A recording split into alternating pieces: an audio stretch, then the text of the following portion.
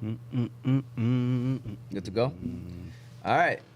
Welcome, everybody, to Season 2, Episode 25 of The Movement. The movement. We are officially live. Guys, hit you on that one right there. Yeah, I Lisa. wasn't ready for that. Yeah, for sure. Well, we're looking forward to another great show today. Again, this is Season 2, Episode 25 of The Movement Podcast. Today's is all about talking about the entertainment industry. I'm going to start off with the co-host of the show. We got Zach Thabit, a.k.a. Big General, in the building today. You got Yusuf Thabit right here to the right of me. And then you got Big Rams hitting the producer role. Shout out to Big Rams. Of course, you got myself, Omar T. And today, we got the guest, Esa Mighty, in the building. Gotta give him a round of applause. He is here today to talk about his newly released album. We're going to hear all about that. And we're going to just talk about a lot of different topics. You know, he's a big advocate on mental health and, everything in between. So we're definitely going to try to pick his brain a little bit, see what his thought process is on everything. So we're going to definitely chime in. But before we do that, I do want to let you know, be sure to subscribe to all of our pages. You got YouTube, Oz Media. You can follow us on Facebook, Instagram, and TikTok under Oz Media. You can listen to the show later on Apple and Spotify podcasts on Oz Media. And if you want to call in, feel free to call in. You want something you want to chime in about, something you want to share. The number is 313-306-1750. Again, 313-306-1750. If you see in the comments section, I made sure I pinned the new album, by the way. So if you wanted to listen to it, the album is pinned right there in the comments section. So I want to make sure we let y'all know about that as well. And before we continue, got to give a shout out to the sponsors, the Balkan House, Hanley International Academy, Qahwa House, and BC Adhesives. Shout out to all four. We're going to go ahead and give a shout out to the first one, which is the Balkan House Restaurant. You know, the location one is in hamtramck and Ferndale. So, Ramsey, can you go ahead and run that Balkan House ad, and then we'll get this show on the road. The Balkan House Restaurant. The Balkan House Restaurant is famous for their doner kebab sandwich. But did you know that the Balkan House now serves breakfast? Did you also know that all their food is 100% halal? The Balkan House now also have 2 food trucks, so you can book your next party or event with the Balkan House on wheels. Their hamtramck location is 3028 Kniff Street, Hamtramck, Michigan. Their Ferndale location is 314 West 9 Mile Road, Ferndale, Michigan. Again, you can book their food trucks for your next party or event. So if you're looking for a nice place to eat with friendly service and great prices, look no further than the Balkan House Restaurant.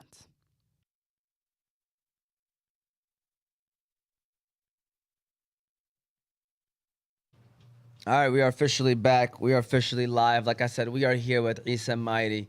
You guys, if you don't know him, you better get to know him. This guy right here is a young legend in Dearborn, making moves, making impact in the community as well. Does it all. So first of all, can you tell us a little bit about yourself, and then jump right in with, this new album that you just released, and tell us a little bit about that as well, man. Well, I'm 23 years old now, and to be honest, every day I'm learning a little more about myself, and that's my favorite part about making music, because my whole thing is trying to become the best version of myself and try and document the journey on the way, just so I could leave something for anyone else that's on the same journey, whether it be music or whether it just be trying to improve themselves in any shape, form, or way, physically, mentally, spiritually, emotionally, religiously, however you want to do it. And with this project, this has been a long time coming. I've been making music since 2017 now, and it's called SZNL Book III. It's the 3rd installment to a 3-part series, and it's called Embodiment because I feel like I'm at the point where after I put in so much work and so much time into really dedicating and perfecting the craft, and when people used to sculpt, how they take their time chiseling out every little thing. Now the sculpture isn't done yet, but it's forming the shape. You can see it. So I know what I am. I know where I'm going. My mind it's me. It's no longer me versus me. It's me and me versus the world, That if you've ever heard that quote, would you rather be at war with yourself and at peace with the world, or at war with the world and at peace with yourself? I feel like I finally got to that point where I have a good understanding of myself, and I can finally move forward with my head up and my chest out, So you would rather be at war with the world and at peace with yourself? I'll tell you this, I've been at war with myself, and that's something I'd never want to fight again, because, jihad al-nafs is one of the hardest things that we'll ever go through, and that's something that we're going to go through till the end of time. But until you're until you really understand that, and until you're ready to, you know, humble yourself into accepting certain things and to really face, you know, the reality of the world and have a purpose in how you're gonna move and how you're gonna act and what your goal is and how you want to be, what you want to leave on this earth, then you're always gonna be at war with yourself. So being at war with the world, God is gonna be with you. You know what I mean? So as long as you know God's with you, you can fight anything. You know, I'm ready for whatever. I love that. I love that. Let me go ahead and see what these guys. I usually check in with these guys and want to make sure I see what's going on. You know, Zach, anything new from last week? Nah, it's just I like I like music too. You know, I like rapping and all that. I feel like I could be a rapper too. Mm-hmm. You know, He already has his rap name, Big General. yeah. There we go. That's actually a nice name. Like, You know. I got a couple singles unreleased. You know, I'll tell you this. You know, not everyone. You don't have to go into the music industry or the rap industry because it's a horrible game. You know, what people don't talk about. Everyone sees the glamour and like I'm very honest with it. Like, if you're gonna go into music, one, it's gonna be very hard to make money until you're really popping, and then two, it's a lot of you start letting the business affect the art. And at the end of the day, if you're an artist and you feel like you could be a rapper, do it. If you wouldn't do it for free, don't do it at all. You know what I mean? Do it for the love of the art. You know, just write for yourself. And especially us, we're Arab. You know, we're known. My great grandfather was a poet in Yemen. You know, so this is in my blood.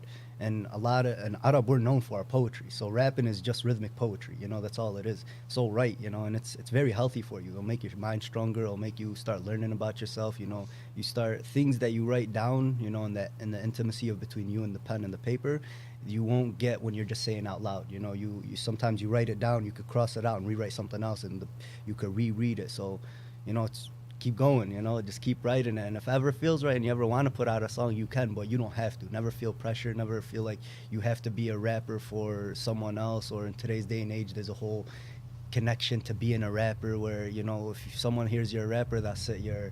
You're 10 different things automatically. You know what I mean? A rapper is just someone who likes to put words on, you know, put words together rhythmically. That's all it is, you know? So if you could do it, you know, and don't let no one tell you otherwise. I love that, man. I love that. Basically, do it for the art, man. That's what it is. Art. And the enjoyment of it, because 100%, we all done some writing and stuff like that, and me too. Like when I was younger, that definitely, I could tell you right now, like it helps you when maybe you're down or, you know, whatever it may be, it gets you going, you know, and it definitely lets your mind release, you know, whatever it is that you want to release. If you're mad, you could write about it. If you're happy, you could write about it, whatever it is. You know, Yusuf, how you been, man? Everything smooth with you? Been great. As you can see, the trophy, you know. Yeah, we you know, so I want to let people know the trophy right here. Shout out to Big Rams. Give yourself a round of applause, Big Rams. So they're in a league. They're all in the league. Like the age group is like 14 to like 17, 18, I believe, or 13 to 18, whatever it may be. And long story short, Ramsey's team ended up beating Yusuf's team in the championship. So I told Ramsey, make sure you bring that trophy. And you don't even have to say anything. Just bring the trophy and sit it on the table. And you're already sending a message to them. You know what I'm saying? He was the youngest man in the league as well. So, you know, I'm not going to say he was the best player on his team, but, you know, a key player on his team. And they came out victorious. You know what I'm saying? And Yusuf, what are your thoughts? You just want to share any comments? On the game? Just in general? Yeah, I guess in the game. No, it was a great game, back and forth. You know, it's unfortunate what happened in the end, but it's all good. My week has been good so far, you know. Exciting things ahead. All right, there we go. So going back to you, Esa, you said this was a 3-part series that was released. You know, can you break down to us what was the 3 parts? You know, what's the story behind it, the names of it, and all that in between? So it was whatever year that was. After COVID, like my years are so messed up right now, but Yeah. I think it was 2019. I was leaving Akron. We're hooping with me and a couple of my boys, and one of them was telling me, you know, like he listens to my music, and he's like, man, I said, you got to put something together for the winter. You know, people go through it in the winter, you know, that seasonal depression kicks in, and, you know, just give something to motivate them or something that they can listen to relate and get them through it. And then I was like, wallah, that's perfect. That's what I've been thinking about, because seasonal depression, especially, like, I always joke around and say, you know, we're not meant to be in the cold. You know, we're from Yemen, you know what I mean? So when we're here, it affects us even more. So a lot of times, especially in the winter, you know, I had a line, every year we lose someone that we love, you know, and it's like during every winter, you know, it seems like suicide, you know what I mean? That's something that gets every year. Every year there's, whether, even if it's not suicide, just something tragic always happens, especially in the winter, you know? And it just hits different. It's colder. There's that feeling of like eeriness, you know. It gets dark at 5 o'clock, and it just, everything is just, you know, depressing. So the first part was called Seasonal Depression, you know. That was the name of the song. It wasn't gonna be, or the album, and it wasn't supposed to be a 3-part series. Seasonal Depression was just one project, you know. And then a year later, I was getting ready to put out another album, and I was like, wow, this last year was a year of healing, you know. And I was like, this should be a part 2 to Seasonal, you know. The first, I can't just finish it off on depression, you know, because if you stop at depression, if your story ends at depression, that means, you know, that's it. You lost, you know. Yeah. You never want to let it stop. Your story ends when you stop writing. So the last year, and all my albums usually come out, when I put it out, it's usually accumulation of work that I've put together over the last year. So whatever you hear now is not me currently. This is all of the work that got me here, you know. Yeah. So Seasonal Book 2, Healing, was basically me healing and realistically me finding God again. Because, you know, a lot of times people in depression, people in a state of, you know, low vibration and just low energy, you know, and a state of hopelessness. A lot of times they lose God. And, you know, I've experienced that. And over the last year, not this past year, but the year before that, I did a lot of reflecting, a lot of soul searching. And I think it was 2020, Ramadan. That was like one of the best years of my life, where I really locked in and really strengthened my connection to Allah subhanahu wa ta'ala. And I just kind of put that whole album, you know, I finished it off with Your Lord's Forgiveness. That was the last song on Seasonal 2. And then this last project, the first song was Dear God. So it was like a continuation of it, yeah, that I finally found God. It's, you know, now I could connect strictly to Him, you know, and it's just a connection between me and God, and I don't let anyone else dictate what goes on. I let my friends check me if I'm ever slipping, because they're on the same path as me, but I'm also very conscious of myself, and I make sure that whatever I do, I keep my intentions pure, and I do it strictly for the purpose of pleasing God. And that's, alhamdulillah, you know. And Yeah. Shout out to Rams. And now we're at Book 3, and, you know, now we're ready to go. Now it's no longer, like I said, me versus me. It's me and myself, you know, with my intention for God, you know, taking on the world and trying to inspire those that have been, you know, through similar situations, you know, and just trying to help out the way that I know how. You know, I've always been good with talking, so Yeah. I was like, why not use the gift that God gave me, you know? Seasonal Depression, Healing, Embodiment. That's Yep. where we're at right now. We're at Embodiment. Great titles. Put on the trench coat, and, you know, we're ready to go. Yeah, that's what it is. The trench coats, man. Send a message, man. What are y'all thoughts right now, Zach, Yusuf? You know, I'm trying to chime in whenever y'all feel like it. Any comments, Zach? Like you about to say something? No. You good? All right, Yusuf, you want to say? Yeah, Chime in? yeah, so far, I mean, you explained it all. You know, I like the process of the 3, and back to like when you first started saying like seasonal depression. I know a lot of friends who go through that, especially like you said, in wintertime and things like that. And you know, I mean, you pretty much said it all. And like based off like the lyrics that you put in and the music, they can listen to that. And I promise you, it really does help, because you know, it's either like once they listen to it, you know, they can come back with that feedback to you or to me. Like, long story short, it's a great thing. Thank you. So you mentioned mental health, which leads me to the next question. You know, you sound, you know, you are an advocate of it. I know you're not afraid to talk about it. You're not afraid to address it. You know, we are living in a generation now where it's probably as important, more than ever, with COVID hitting and with technology and everybody probably at home on their devices more than they probably should be. You know, mental health obviously is a lot more serious now than probably what it was 100 years ago. That's for sure. Why? Why do you feel important to address these kind of things? You know, you mentioned seasonal depression. You know, you mentioned healing, which is all part of it. You know, now it's the embodiment part. Your spiritual, you know, with Allah and stuff, with God. So, like, why? Why is mental health something that you feel like it's important to address, especially as somebody that does rap or, you know, that's rapper, you know? Well, few reasons. Just growing up, I've seen a lot of friends and family really deal with it, everything from depression, anxiety to schizophrenia type, you know. And you know, I've seen people, sometimes it's not even mental health, it's their spiritual health or their emotional health. There's a lot to it. And I also, you know, when I was still going to school, I plan to go back to school eventually once inshallah, once everything financially is good. I want to be able to go back and eventually get my doctorates in psychology and open up my own, you know, practice. And I want it to be in a way where anyone could afford it, because it's expensive to get professional help. It's hard, you know what I mean? So it's like, it's something that I've always seen that, you know, without a strong without your mind right, nothing else will be right. Nothing you could achieve in life is gonna go right if your mind's not right. If you're thinking crazy, if your emotions are all messed up, you don't know how to control your thoughts, you don't know how to, you know, think logically. And when something happens, because people are very emotional, you know, and our phones got us so attached, our, you know, attention span is so short.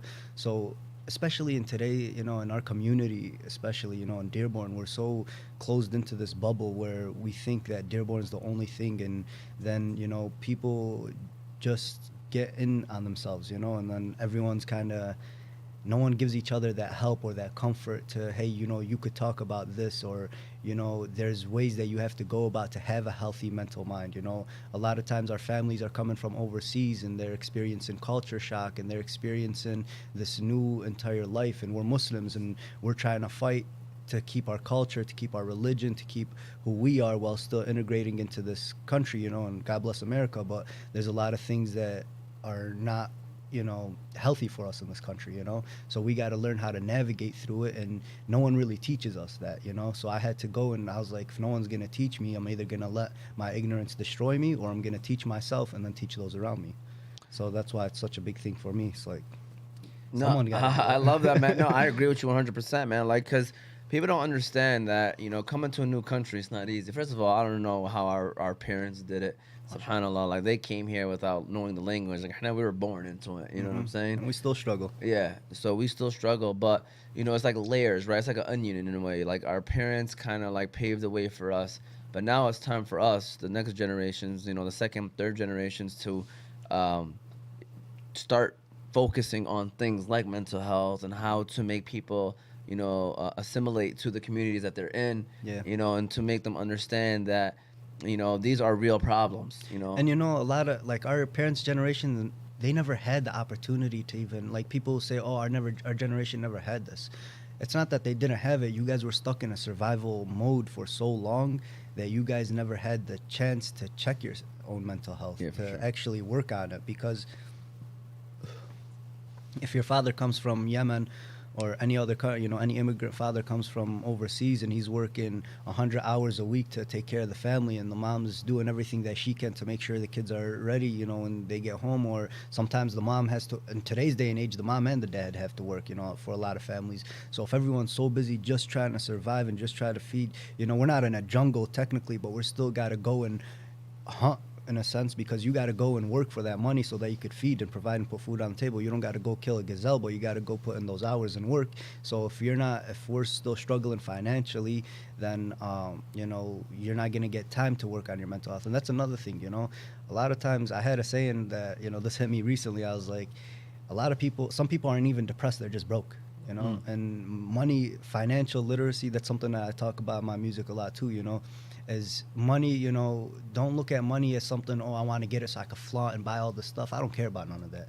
Money is just a tool that you could use to make sure you're comfortable, you have food on the table, you have a shelf, a roof over your house, you know, you're taking care of all your survival, and now you could focus on whatever else you want, you know. So money is very important, you know. It empowers people, you know. So it's like there's steps to it. There's a lot of different aspects that we got to look at, and not just look at just, you know, people say mental health and just think, oh, you have to go to a psychologist or a therapist, talk about your problems and get prescribed something. It's not that. There's a lot of things that go into it, and a lot of different layers that you have to really take time, and it's going to take a lot of work, but people have to be willing to do the work, you know, because at the end of the day, we're going to struggle one way or another. You're either going to struggle to be better, or you're just going to struggle in the struggle of, you know, negligence, you know, Yeah. and weakness, you know. So, you know, that's another part of mental health that people don't talk about, is you have to also put in the work, because it's a dog-eat-dog world, you know. We want to help as many people as we can, but we can't help everyone. So you got to do your work to help yourself, or if you lose the fight, you know, it's a tragedy. But at the end of the day, you either lose or win, you know. Go ahead and give that a round of applause too, man. Shout out to my man Esa spitting facts right now. All right, I just want to let people know that just remember whenever we talk about mental health, just know that Allah, God, does not bear any burden on anyone that they can't handle. So that's why when He says this stuff, I agree with it 100%. It's just a test. We are all going to be tested in different ways. Some people get tested their own physical or mental health. Some people get tested through, like you said, financially. Some people get tested through family, spouses, whatever it may be. Just know that that's all part of life. And the more tests you have, believe it or not, it just shows that God loves you even more, to be honest with you. And patience. Patience, yeah. It's just how you react to it. So that's why it's all important for sure, man. So thank you for sharing that. And we're going to move on to the next question. Like, I want to know, what's your origin story? Like, what made you want to come into the music/entertainment villain origin industry? story? Yeah, the villain origin story. What is it? Like, man, what is it? Because I like to hear this. Was it because then my next question is who inspired you?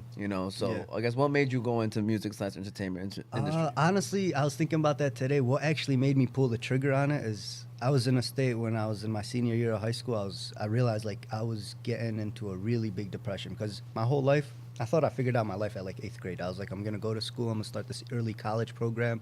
By the time I graduate high school, I'm gonna have an associate's degree. I'm gonna go work for Google, computer science, whatever. I got to my senior year. I was doing all college classes. I had one high school class, so I was ahead. But I started taking these computer science classes. And it was the first time I ever failed the class. I'm horrible with computers. I didn't realize how bad I was with it. So I started falling into this depression. And during that time, like, music was so big to me, like, music has always been something, because when I was young, I remember when I was like 10 years old, sitting in my room playing Call of Duty, listening to Eminem, and I have every lyric memorized, and I'm rapping it. I'm rapping Eminem better than Eminem. You know what I mean? Like when me and my friends are listening to music, we're not listening to Eminem. You guys are gonna listen to me rap Eminem. Yeah. So like I felt at one point I was like, I could do this. If I could do his lyrics this good, imagine if I did my own lyrics. Yeah. And then I started writing from there, and it just became a passion of just writing. I used to go to work. I used to work prospect at I'm not sure, at the airport, where we used to push the wheelchairs. And me and my boy Osama, we'd take our coffee breaks, our lunch breaks, we'd go hide out in one of these coffee places, and there's bushes so the other workers couldn't see us. And I just sit there drinking my coffee, writing for hours, So it just became something that I loved for the art. And then one day I was leaving my room, I was talking to my cousin about music, and there was it was during the mumble rap era where like mumble rap was really coming in. I was one of those people where that's not real music, that's not real rap. I still think that way, by the way. Yeah, I just understand it from the business point of Yeah. view. You know what I mean? They're just trying to make money. They don't care about the art for some of these people. But for as an artist, I'm like, man, screw all that. I'm gonna make my own music. I'm gonna put it out. I'm gonna change the world. I thought I was gonna put one song out and that's it. I'm about to influence a whole generation. And it was crazy. My first song did really good. I was very surprised. It was all right, but it was just me talking like, I'm so sick of this job. 8 long hours just so I could be robbed. Gotta pay Uncle Santa. I was just going crazy. Just spitting some conscious stuff. And that's what it's always been for me. It's like I knew what music did for me, and for me, I was like, I gotta put my part back in, give back what it gave to me. It inspired me. It made me a better person. It made me very conscious of the struggles of not just living in America, the human struggle, whether it be physical and, an emotional struggle, or the struggle of the indigenous people, or, a mental struggle. It gives you the insight of someone else's life, and then you could take that life lived and you could apply it to your own life. So I seen that and I was like, I'm gonna do my part. I know that I could do it better than all these people that are doing it. So it was more not in an arrogant way, but just more like, if they're not gonna do it right, I'm gonna do it. That's what made me pull the trigger on it. And then from there, I just I seen it work for the first song, and I was like, I could do this. Yeah.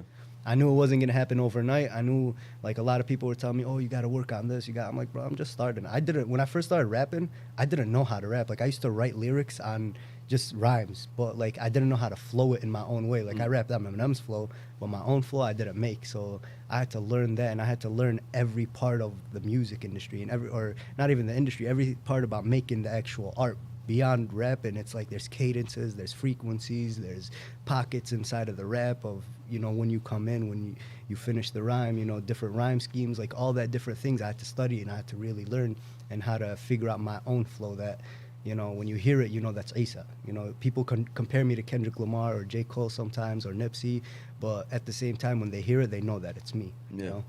For sure. So that's how that started. So who is your inspiration? Like maybe if there was like maybe one rapper that inspired you. I know you mentioned Eminem and you mentioned Eminem. these other people, Yeah. Kendrick, J. Cole. Like if there's one person that you'd be like, all right, you know, this person right here like really got me going. Who is it? I'd say Eminem and Tupac when I was young. I listened to them and they influenced like that rebel in me and that just I'm gonna rap and say whatever I gotta say. You know, don't worry about what the world thinks. But I think it was J. Cole that made me pull the trigger when I was in like high school because I related to him so much that, you know, when I was just strictly going to school, you know, and working, it was like the struggle of going to school and work and trying to survive, but also chasing this dream, this dream that seems almost impossible, you know, to anyone else. And so when I was listening to him, I never related to someone so much, and I was like, man, he's literally living my life. If he could do it, I could do it. So I'd say J. Cole would be my biggest inspiration. I was gonna say, is there like a person or like a group of people that helped you, like after seeing it? Shout out my team. I'll say that. Shout out Anton, my producer, who I met at Get Fresh Studios. Get Fresh was the first real studio that I started working with. Shout out Mike Seeger. He's the owner of the studio. And then shout out my whole team now. I got my videographer Tank, my editor Chef Bub, and all my cover arts. You guys see my cover arts and my music videos. I'd say I have some really dope visuals. Yeah. Shout out Bub. Shout out Bubs. He edits everything. He's out in Arizona and Minnesota. So I send all my stuff to him. Shout out Nas. He shoots a lot of my pictures and my videos. Who else? Hugo, my producer. Bishop, another producer that I work with. So at the end of the day, you guys see an artist. Whenever you see an artist, the face, the person singing, there's a million people behind them that do all the other stuff, you know? So some people do it all, you know? Like my cousin Sharif, he's an artist, producer, engineer. He could do it all. Me personally, I like to delegate things. I like to work on what I'm strong at, and then I have other things that I want to chase. I'd rather pay, you know, my people or put my people on, let them do what they're, you know, they're great at that. You know, if he's a star in that spot, let him be a star at that spot, you know. And at the end of the day, we all see a common vision, and everyone does their part to get to it, you know. And the biggest thing with teams a lot of times is just making sure the egos don't get in the way. And alhamdulillah, I got a very strong team, and everyone respects each other, you know. For sure. I love that, man. I love that. And then my question to you is like, I know you kind of touched on the portion of making money and stuff like that. So I was kind of reading a little bit, and they were saying like about 20 years ago, you would say like the only way that people would probably make money was through record labels. Mm-hmm. But now it is a lot of it happens through streaming. You know, it's all about streaming. Do you agree with that? Like, is that the new route? Like, is that the best route? Like, you know, I know bigger people out there. Is that what they're making the most money off of, is streams now? Yeah, right now it's a streaming game. So that's why I was talking before we started the podcast. I was talking about the difference between making albums and singles. It's like we're in a game right now where everyone's kind of just throws out singles. It's like the music industry is just basically almost like an assembly line, you know? Yeah. There's a simple way you make a beat, say whatever on the beat, and just push it out, and hopefully it'll catch algorithm, and it'll get you a lot of streams, and you can make a lot of money. But I tried something recently with this last album because it takes, for me to make $1 off Spotify, you have to listen to a song 250 times. Either a song or just any song altogether, 250 streams equals $1. That's a lot of time to listen to music, you know what I mean? Yeah. So it's really hard when you're coming up. So what I did is I did something basically like a Proud to Pay campaign before I actually dropped the album. For the last month before it, I told all my fans, hey, you could pay whatever you want. It's on my website. Go crazy. Pay $1, pay $5, whatever you feel is the music is worth to you, you know. And however much you want to pay, you know, I'm thankful for it. And a lot of people paid. I made more in 1 month than I made in the year previous, doing just from streams, you know. Alhamdulillah, I made last year was the first year I actually made a good amount of money off of streams. This year, I'm inshallah, I'm a double, triple. You know, I wanna keep growing.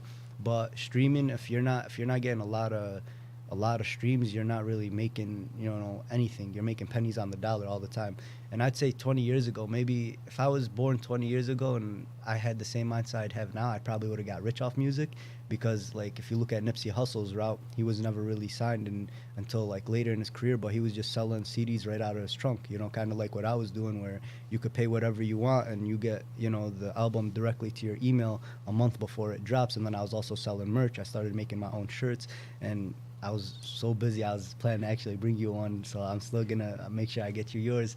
But basically I was making custom shirts that say "You Can't Rush Greatness" on the front, then my logo on the left sleeve, and then I'd put their custom, whatever, most people just put their name, but all of it was custom on the right, and I was selling those for $30, or if you spend $30 on the album or anything more, then you automatically get the shirt. Yeah. So I've had people pay $100, $250, you know, so it's like you have to build an economy with it, you know, otherwise you're not going to make no money off of it. I love it. I love it. Any comments so far? Thoughts? I got a question. Like, you know, lyrics wise, you know, Mhm. making a lot of songs is hard, you know, for lyrics. You know, I see that in myself. You know, it's hard to do lyrics and songs, but how do you do that? Like, how do you? This guy talk about lyrics stuff. I come up with that 4-bar/word of the day that we're I'm gonna just do. saying, like, Nobody be doing it except me every week. I mean, these guys Nah, might because- jump in once or twice. My man talk about lyrics for songs. nah, because like He's people going 4 bars. still make a lot of songs. No, I agree with you. I'm not gonna lie, it's a good question because I probably should have asked you this too. Like, how do the creativity? Yeah. Like, how do you? You know, mashallah, it's very, very, very good. So alhamdulillah, that's actually something where it's like sometimes I'll get in the studio and I'll try to write. Like I got the studio at my house now. Before I'd have to schedule studio time, and it would be anywhere from $50 to $100 an hour in the studio. So you got to go there. Everything has to be prepared. I'm Yeah. coming in with all the songs written. You know, I'm not about to sit there and waste $50 for an hour to sit there and write. So a lot of times I don't force it. Sometimes you got to just write out stuff. Just write whatever. It might be garbage, but you're not gonna use it. But you got to write it out just to filter through. But you know, most of the time I go when I feel inspired. You know, I'm writing, or you just got to show up. And today you might write something that's fire. Tomorrow, you know, it might be garbage. But you just got to show up and write something. And then sometimes you sit there, and I'll be writing like some songs. Yesterday I wrote a whole song in a day. Some days it takes me 3 days to write a song. You know, I'll sit down, I'll write the hook, I'll finish, you know, I'll start writing for the verse. I'll be like, nah, I'm not liking this. I'll leave. I'll go do something else. I'll go work out. I'll hit the gym, finish my day. I'll come back tomorrow. Or, you know, while I'm driving, a bar might hit me in the head, you know, and I'll write it down real quick and save it for later, or an idea. So it's like, it's with art, it's like you can't force it. It's you always got to be in tune with it. Always have it on your mind. And then sometimes you might go weeks without writing nothing, you know. It's you can't rush greatness, like I say, you know, and you can't force creativity. You can force it, but it's not always gonna come out pure. Sometimes it comes out nice, but for the most part, you just gotta keep writing, and eventually something good's gonna come out. You gotta keep weaving through the BS, you know, and you gotta filter through it, you know. For sure. No, great advice. Great advice, man. Do you have anything else you want to ask before we get it going? All right. So this is the question right here, man, because obviously, you know, people always wonder this one right here, and they you know, we're all Muslimin, right? We're all Yemeni, and then you got the crowd that says, hey, music is haram, music is, you know, you should not be, you know, people should not be listening to it, you know, people should not be doing it, making it. So for the critics that say that music is haram and that you shouldn't be doing this, what is your response to them? So first off, I want to say there's still ikhtilaf between that, you know what I mean? There's difference in opinions. So, you know, and this is a question that I ask myself all the time, you know, and I've made dua, ya Allah, if this isn't good for me, take it away from me, you know, and every time and if it is, you know, show me that, you know, and I've had signs over and over, show me that inshallah, I'm doing the right thing. But when it comes to music being haram and halal, I never tell anyone anything because I'm not in position to tell anyone what's haram and halal. But just doing from research, you know, there's a lot of difference in opinion. Some say just the instruments are haram. Some say just the words are haram, and you could listen to the beats. That opinion doesn't make sense to me, because without the beats, it's just poetry, you know. And the Rasul used to allow poetry. And then there's people that say some instruments and some instruments are not. And then there's opinion recently that I was looking at, and this is one that I kind of always thought of before I even read it, and it was saying that I think it was Imam al-Ghazali that was talking about it, and he was saying something along the lines that all humans, we have this passion in us, this fire that God instilled in us, and music actually, you know, influences that, and it, you know, wakes it up, and it puts fuel to the fire. Now, if you're a man or a person that is automatically like, you're attracted to God and divinity and good and all that, then the music is gonna just awaken what's already there. And so in that case, music is gonna be almost a benefit for you and help you in a way. So in that case, it's halal, you know. But if you're a person that's, you know, very susceptible to desire and to earthly, you know, connections and things like that, then the music is bad for you because it's gonna push you to do bad. And then in that case, it's haram. So what I tell people is like, music is very powerful. So if you're gonna listen to music, especially in today's day and age where it's very demonic, I'd say, you know, I'll admit it, you know, being in the music industry, if you could stay away from music, stay away from it, you know, but you have to use it in a way where it'll benefit you, and listen to very specific artists and very specific, you know, songs where it's not influencing you to do bad. And then, you know, you just got to use it kind of like with anything else. Like, are movies haram? You know, movies aren't haram, but if you're watching an X movie, then it's haram, you know? So if you're listening to a song that's motivating you to do better, get on your stuff, get on your grind, get closer to God and better yourself, and then in that case, I don't see it, but you still gotta, you know, kind of like medicine. If you're prescribed, you know, a Xanax for pain or for anything like that, it's not haram. But if you're abusing it, then it's haram. If you're taking it when you're not supposed to, then it's haram. So just in today's day and age, I'll tell people, be very careful with what you listen to, because it will influence you. It will change the way that you think. You know, you sit down and you listen to music, pay attention to how your mind feels, pay attention to your emotions, pay attention to your body. All that will be affected. So you do have to be picky with it. And the way I see it is, in today's day and age, everyone listens to music. So if we only let the people that are trying to profit off of it and trying to strictly guide people in a negative way to influence the entire music, then everyone's just going to be guided negatively, and all the kids will have very bad influences. Because who do the kids look up to? You know, who are the role models today? All the role models are rappers and people in the industry, you know, entertainment industry. Yeah. So at least in my opinion, you know, when I go out and I put out a song where I know the intention is good and there's benefit in it, and my little brother and his friends are coming and they're rapping lyrics to me from my songs and telling me how this song is influencing them. You know, my little brother, mashallah alayhi, he has his own detailing, you know, company. He's still in his senior year of high school. If you guys need a detail, hit up Detailing, you know. Shout out to Detailing. Shout out Detailing, you know, and he comes and, you know, when he's going through something business-wise and he raps out a lyric, yeah, I was thinking about that lyric during that part, that time in my life, and that influenced me, you know, and I did this instead. And he's in the gym listening to my last album. He has it on repeat, you know, and he's getting big in the gym, and people are sending me messages that I'm in the gym working out. And believe it or not, I do da'wah through. I've had a couple people, you know, I try not to talk about this because, you know, you're not supposed to brag about your good stuff, but I've had people take the shahada with me that got influence from my music, that got influence from seeing who I am and just how, you know, I talk to them and how I talk about God. Because you got to understand that we live in America. You know, this is the language that people speak. You know, this is the culture.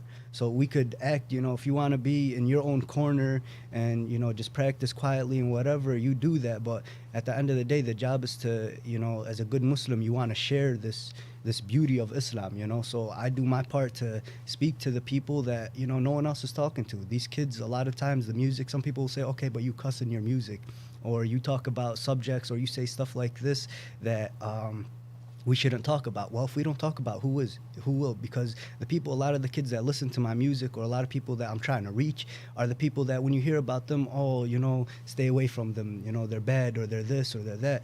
A lot of these kids, they're not bad, they're just troubled. They have no guidance, they have no one to help them. And all they have is the music, you know. As crazy as that sounds, is, you know, oh, how come they're not listening to Quran or the ulama or this, you know. I wish everyone could, you know, everyone just be, you know, wake up and praise God and live this simple life. But not everyone grew up the same, you know. Some people, they grew up in a household, you know, mashallah, they had a very, you know, solid household, they're religious, you know, and mashallah, you know, I wish that for everyone. But a lot of people came up in very troubled condition. They're not about to listen to what you got to say because they can't relate to you. You don't know their struggle. So when I come along and I talk about the same struggles that they go through, and they see, damn, he went through something that I went through, he came out of it, and he has a connection to God, let me see what he's talking about. And then they listen, and, you know, there's just benefit in it. So music can be haram, it can be halal, it all depends. Just like with any other tool, music is a tool if you use it correctly. And in a perfect world, we don't need music, but as humans, we're automatically attracted to it. So like I was saying, and that one, you know, that one sheikh, or that one person, you know, one opinion was saying that, music could be a benefit to you, and I've seen the way it benefited me and benefited a lot of people when used correctly. You know, you don't want to completely forget about your religion and only listen to music, but at the same time, you know, if you use it correctly, it'll help you be better and be closer to your religion, you know? You know, he said I was gonna share my 2 cents, but I felt like you just, you know, you I answered still it wanna up. hear it, man. No, so what I was gonna say is this, and it's exactly kind of what you just said, man. And people need to understand this, man. I'm not a sheikh, I'm not an imam, I'm not a scholar, I'm not anybody to say that I even know enough information on this topic, to be honest with you. You know, I'm the type of person, you know, just pray, and it's all about your intentions, right? That's like, we're all judged on our intentions. You never know a person's intentions, you know? So ultimately, at the end of the day, whatever it may be, like, we got to be understanding reality, understanding the truth. You know, a lot of the stuff that was set in stone, you know, a while back. Now we are in 2023. Like you said, almost everyone is listening to music. If you had a room of 20 people, I guarantee you 18 or 19 out of the 20 probably was listening to a song before they met up with each other, coming to the whatever you were just about to do, weddings, waga, gelsa, whatever it is, you know, get together.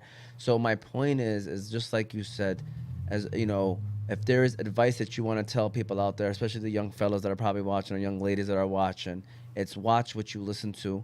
And you know, it's like, again, it's like peeling an onion, right? You first want, before you sit there and you say, hey, you know, read the Quran or listen to this hadith or all that stuff, you know, while and like you said, it's all about the upbringing. It's, you know, people have different lives, people have different lifestyles. You really want to get to someone, you got to relate to them. And the first step of relating to them is understanding what it is that they're going through and what it is that they like doing and what it is that they love doing. And unfortunately, however way you want to word it, a lot of the younger generation is listening to music straight up, and they're influenced by these rappers that are talking nonsense. Like, I'm gonna be honest with you, Esa. You know, Zach will tell you, man. Like, I if I do put on something, you know, and again, I don't try to put on my good or bad deeds out there, but I every now and then I might listen to music. Like, I listen to all stuff that's old, you know, like all the stuff that's older, because I can't stand the stuff that's being released these days, man.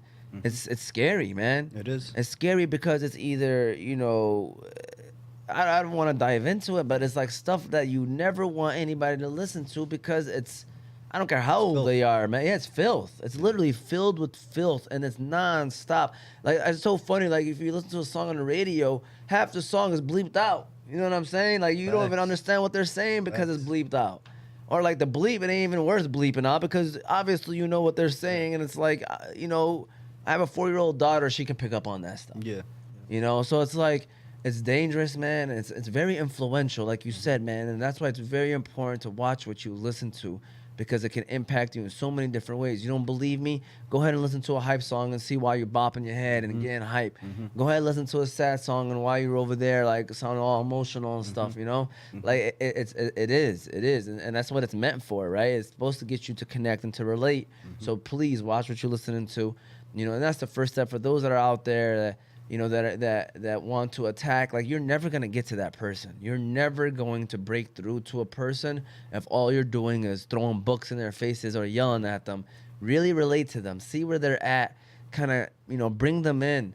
Be open to listening, and then go from there, man. And You know? another thing I realized, you know, on my recent, like, as I study more and more, because that's it, like, I'm committed to God now, you know, so I try to learn more every day. And one thing I've learned is that a lot of people don't know religion. They only know what their parents told them. You know what I mean? A lot of people don't actually study the deen, don't study the book, don't study how, you know, the Rasul sallallahu alaihi wasallam dealt with his people, and how long it took for people to actually practice. You know, how long was the Meccan time before they went to Medina? Wasn't it like 13 years, if I'm not mistaken? I wouldn't be able to confirm it. There was a good amount of time of before, like, all of the rules were set in stone. How many years before the hijab was put in place? How many years before a lot of, you know, specific laws were put in place, where people had to the very beginning was just learning to connect with God, you know. And Islam it's a journey, you know. It's an experience. It's not just something that you do, you know. A lot of people, they'll pray the 5 times, but there's no connection, You know, because I used to pray when I was younger, and I never felt no connection. And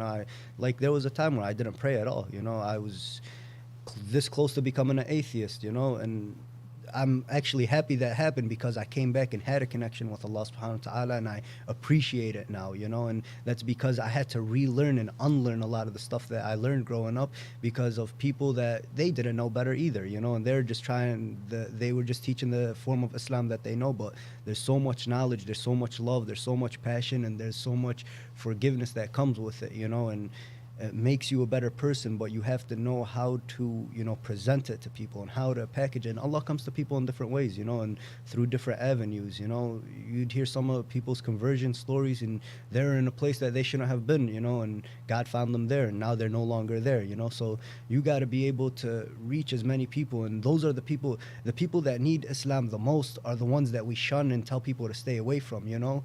So it's very backwards in a way. yeah, it's backwards, and we just gotta we gotta look at how we're gonna attack certain things and certain issues. And alhamdulillah, like I said, now that it's me versus the world, I'm not worried about other people's opinions, because just like in a book that I was reading, you know, a blind man can't understand the beauties of, you know, what's in front of him through his eyes. His senses are blind, you know. So if you don't know those experiences, you don't know the beauty or the power that, for example, like we're talking about music, you don't know how it could connect or something. Like I've cried to songs that reminded me of God, you know. One of the things that I was reading was a song that, you know, reminds the person of the sorrow of sins, you know, the pain that your sins will bring you. You know, that's a song that's halal for you, because it's going to remind you that, you know, the pains that your sins brought you, and it's going to make you want to go and pray after, you know, because like, astaghfirullah, what was I doing, you know? It brought sadness to me because I was doing that type of things, you know.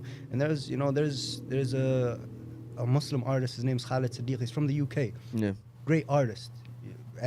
During the time when I wasn't really praying or whatever, I was listening to him, and he was talking about a lot of the Muslim struggles. And me personally, I try to make it more open for everyone, not just Muslims, because I'm an American and I also want to help everyone, you know, that could relate. I grew up in this country, and, you know, I could relate to a lot of the stuff that is from the culture in America and things like that.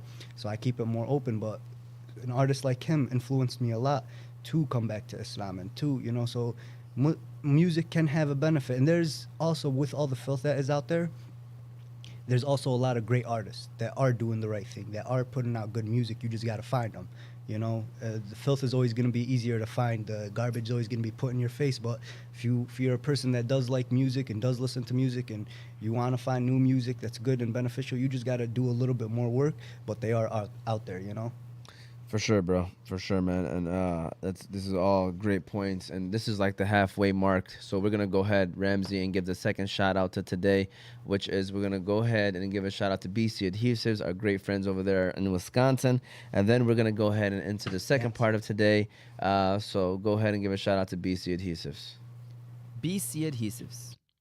You can go to BC Adhesives for all your industrial adhesives needs. They do food packaging, book binding, product assembly, and many other industrial services.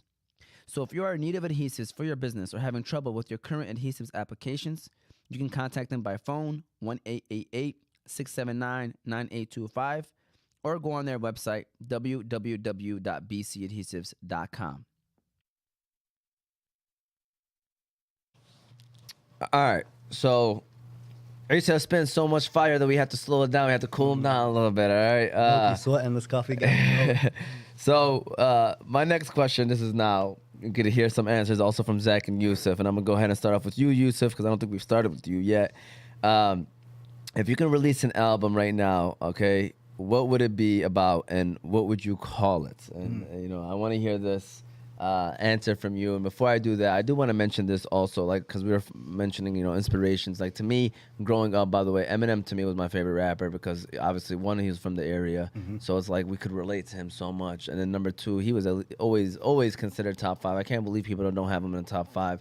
That's disrespectful, but you know, some people like to put other things that are involved with Eminem, and people sometimes just don't like the way he does the rap. He said some crazy things, but he's always done it in such a genius way. Yeah, like people don't know, like it's literally genius what he does. By the way, rappers are low key one of the smartest people in the world. By the way, I just want to let y'all know because they are using if you great rappers, by the way, I don't want to say some rappers. Some rappers, I don't know, but great rappers because they are educated and they're using the educated by educating the masses while also rhyming lines to do it. Like that stuff is not easy. But the hottest rapper, I don't know how. I mean, because I'm 30 and you're 23, so I don't know how this person was for you growing up. You know, to me, the best rapper to me, Eminem. But the hottest rapper was Lil Wayne growing up, man. Facts. I'm telling you right now, man. Lil Wayne had the streets. Like, he reminded me of you in a way. My man came out with an album like every month, bro. Like he was, and it was crazy because the albums were just amazing. Apply the pressure. Yeah, and like he was jumping on everybody. So like he was the beginning of like people jumping on songs. Like Lil Wayne was, I think, the first one where like it became normal. Like He influenced the whole generation. yeah, like because people started to jump on songs. Like he used to then take people's songs and make it his own songs and make it better. Like it was crazy. Like he would take people's beats and then make the song better. And like usually people did that, you'd be like, ah. But then when Lil Wayne started to do it, it was like, man, I like this song better than the original. You know, and then you see it kind of happening now.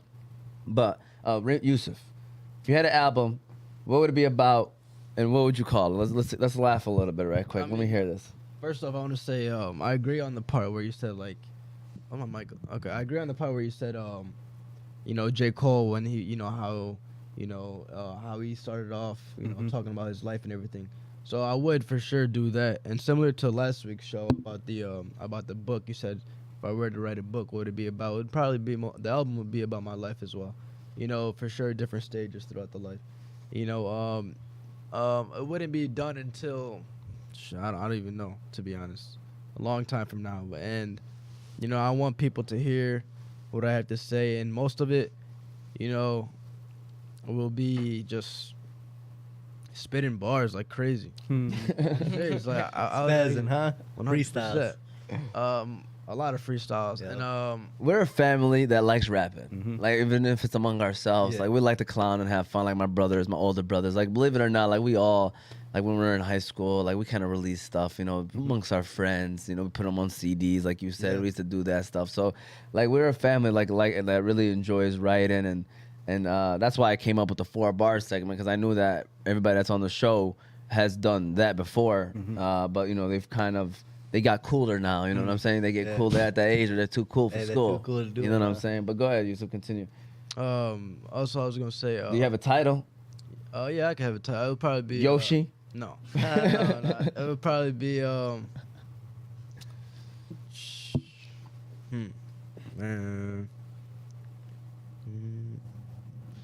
You listen to what's it called? Dang, I don't even know. I'll think about it. Okay. Yeah, Come back. Go ahead, Big General. By the way, somebody. Big General looks like he knows what his first album Yo, is he gonna already be. know. It's going to be called Big General. The story of Big General. Hey, self-named. I feel, First of all, what would your album be about, Zach? How about that?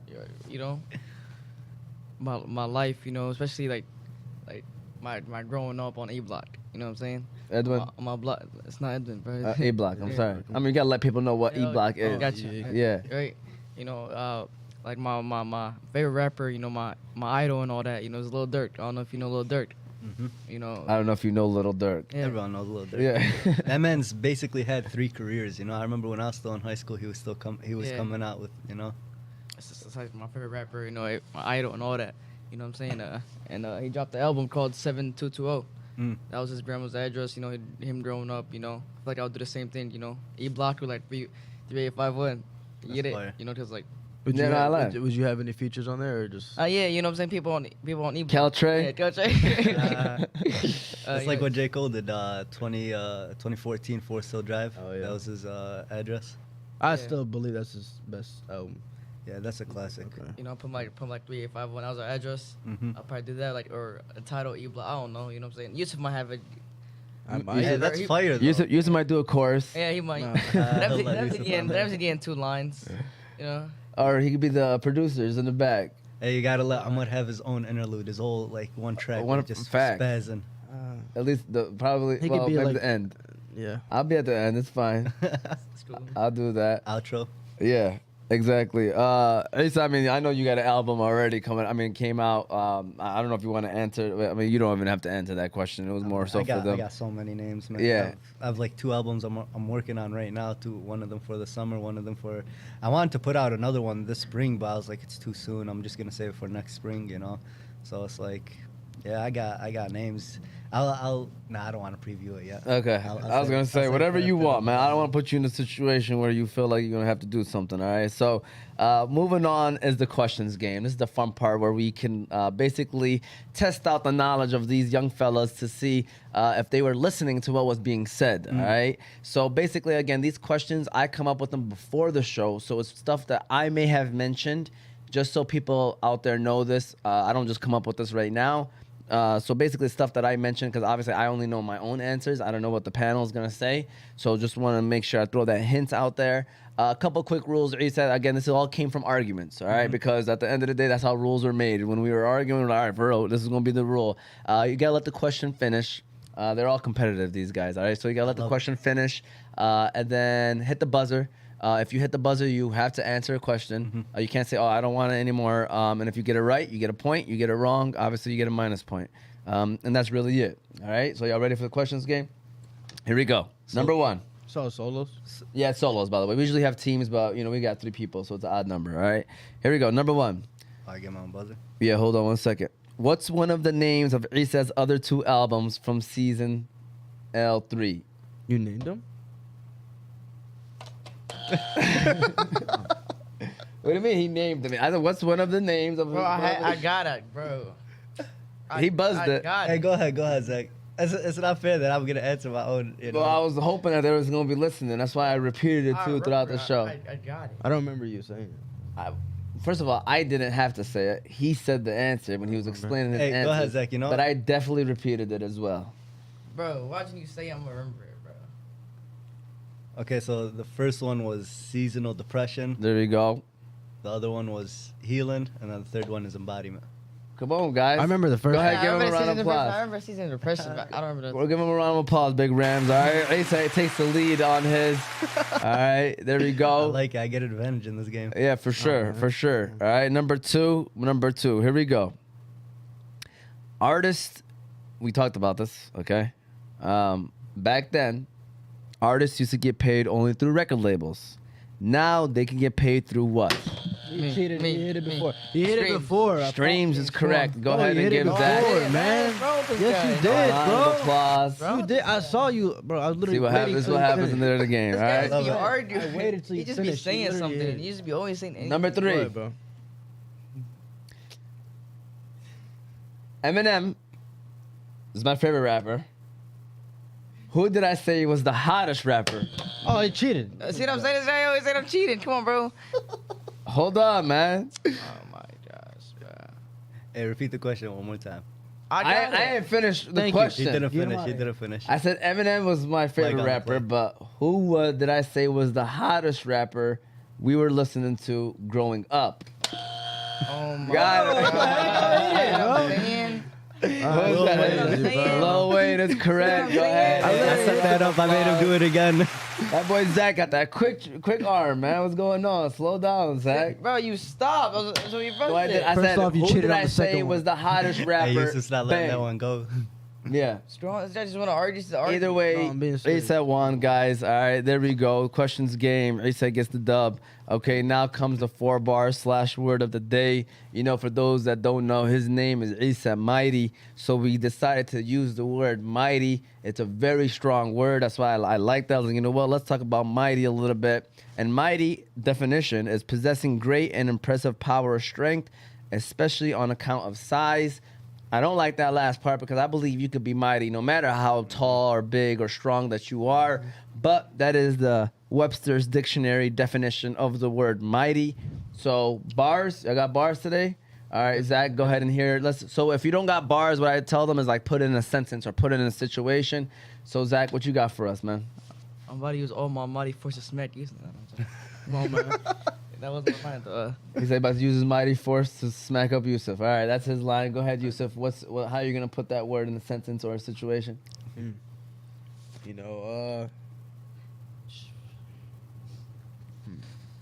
You said mighty, right? Yeah.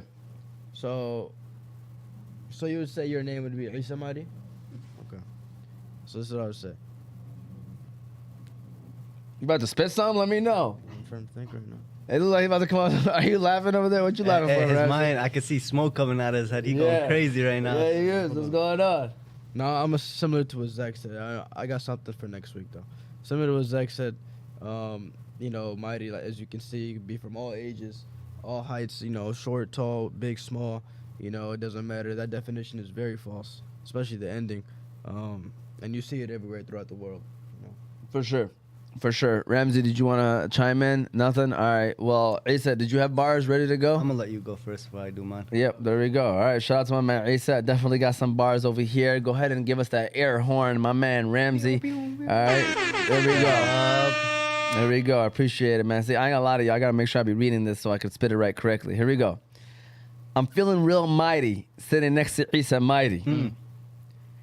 Is he the best Arab rapper? Heck, he just might be. You talk smack behind our back, we don't take that lightly. Pulling up to your crib is what will happen likely. We don't want the praise. Checks is what you should write me. We moving so much money, the feds might indict me. There you go. Keep it simple. Shout out to my man Esa Mighty.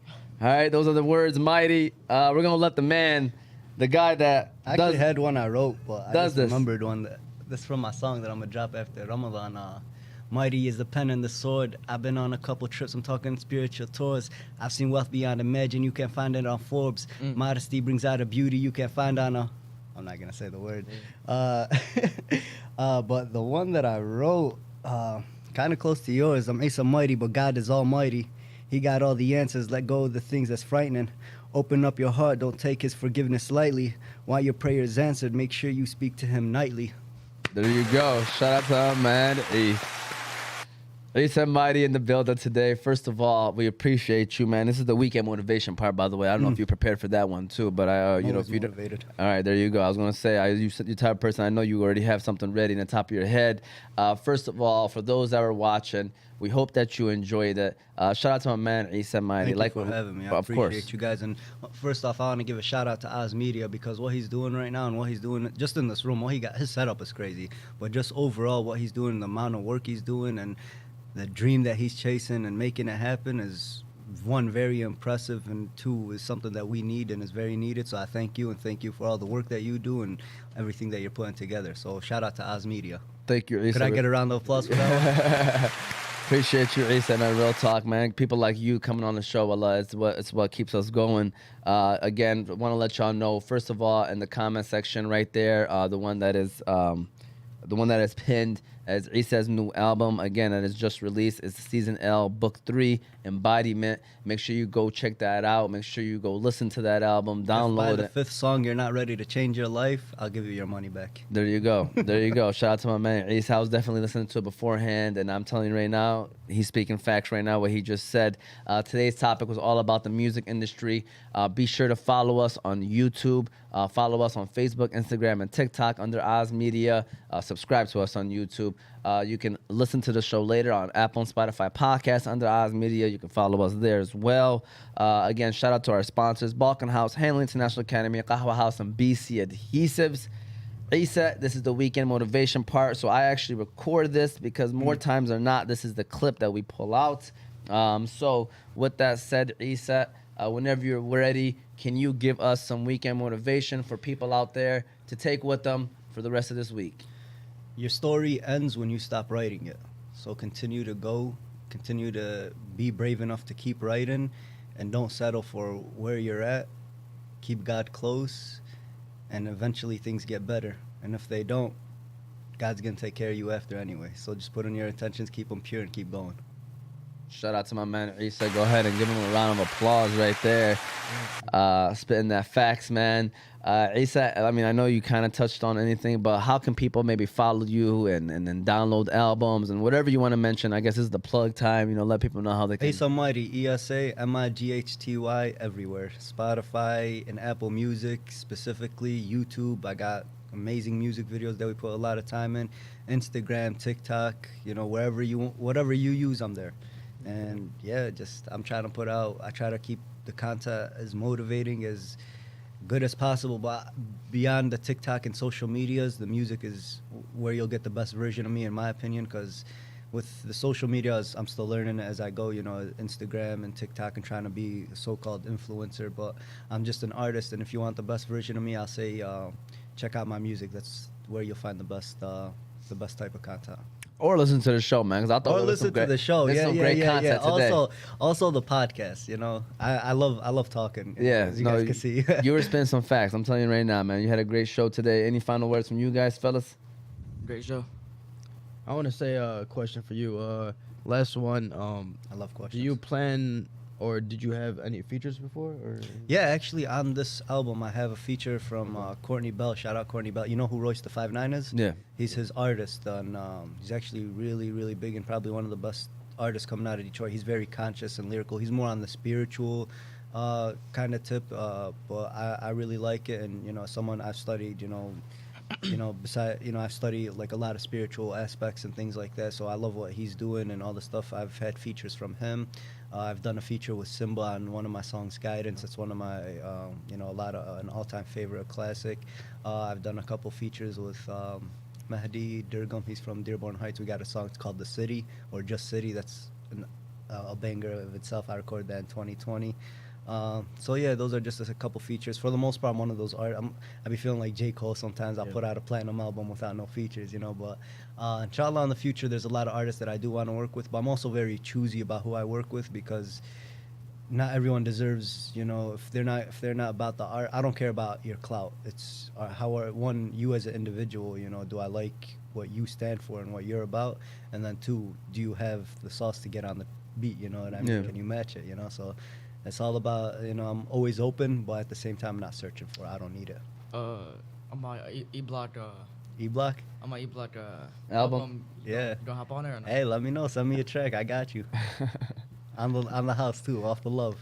There you go. Shout out to my man, Esa Mighty, man. Esa Mohamed. We appreciate you for coming on.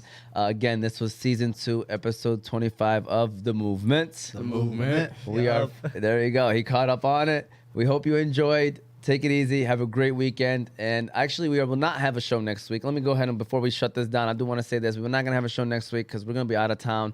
So right after Friday's game, which all of you should be attending, again, hamtramck versus Dearborn, it has been switched to Dearborn High School. So next week, Friday at 7 o'clock, Dearborn High School. Come on by, watch a great game. It should be for a great cause. We're raising money for Yemen, Turkey, and Syria. So come on by that Friday. We won't I'll be there. Inshallah. And then we won't have a show Saturday or Sunday because we're going to be out of town. So we'll see you all a couple weeks from now. It will be Ramadan next time we see you here on the Movement Podcast. So Ramadan Kareem to everybody. We hope that you have a blessed month. Be safe, be easy.